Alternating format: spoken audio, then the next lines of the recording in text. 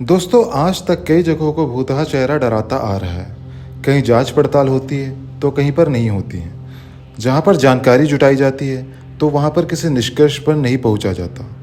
डरावने चेहरे हर किसी के मन में रहते हैं। किसी को भूतकाल से कुछ घोस्ट फेसेस दिखाई देते हैं तो किसी को वर्तमान में डरावने साए दिखने लग जाते हैं। भले ही यह सभी के साथ तो घटित नहीं होता, बट जिसके साथ पैरानॉर्मल एक्टिविटीज़ होती हैं वह उसे कभी भूल नहीं पाता। आइए कुछ इसी तरह की अजीब घटना के बारे में जानते हैं, जहां पर एक नहीं, दो नहीं, बल्कि 3 बार प्रयास करने पर भी भूतहा चेहरे दिखने बंद नहीं हुए। स्पेन के अंदलसिया प्रांत के कार्दोबा क्षेत्र के पास बेल्जियम गांव में अगस्त 1971 की एक गर्म दोपहर में एक किसान के परिवार में अचानक ही चीख पुकार मच गई। भोजन बना रही दादी माँ फिल्मेन ने रसोई के फर्श पर बैठे अपने नाती पोतों से डांट कर पूछा, क्या बात है, शोर क्यों मचा रहे हो? बच्चों ने कुछ दिखाया। उसने बूढ़ी स्त्री का खून जमा दिया। रसोई घर के गुलाबी फर्श पर तेजी के साथ कुछ आकृतियां उभरती आ रही थी। उसने बच्चों का डर दूर करने के लिए एक झाड़ू उठाकर फर्श को साफ करना चालू कर दिया। फर्श पर बन रही आकृतियों की आंखें चौड़ी हो गई और उनके चेहरों पर दिल दहला देने वाली मुस्कान नाचने लग गई। इस प्रकार के भयानक डर के माहौल के उभरने के कारण मकान को खाली होते देर नहीं लगी, क्योंकि सभी मकान से बाहर की ओर भाग गए। इस बारे में पुलिस के पास रिपोर्ट लिखवाई गई, जिसके चलते प्रशासनिक अधिकारियों तथा पुलिस ने जांच पड़ताल आरंभ की।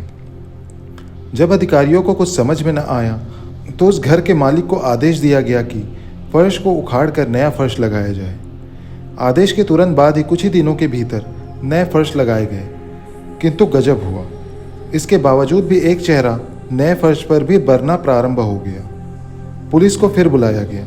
उन्होंने फिर पूरा वह इलाका खुदवाकर देखने का आदेश दिया। उस क्षेत्र में तमाम कब्रें मिली।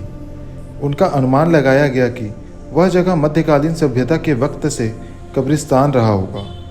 एक बार फिर से नया फर्श लगाया गया। अब तो एक से अधिक चेहरे उस फर्श पर बनने लग गए थे। उनमें से यह भी जाना जा सकता था कि कौन आदमी था और कौन औरत है। भवन का वह हिस्सा सील बंद करके अध्ययन प्रारंभ कर दिया गया। जल्द ही वहां पर रिकॉर्डिंग से पता चला कि उस क्षेत्र में अजीब तरह की आवाज़ें और अज्ञात भाषा में बातचीत का स्वर हवा में तैर रहे थे। जब उस गांव के निवासियों ने आत्माओं की शांति हेतु बाकायदा प्रार्थनाएं की, तब यह प्रेत लीला स्वतः बंद हो गई। इस मामले की संसार के कई विशेषज्ञों ने जांच पड़ताल की, मगर कोई भी इसे फर्जी या धोखाधड़ी मानने को तैयार नहीं है।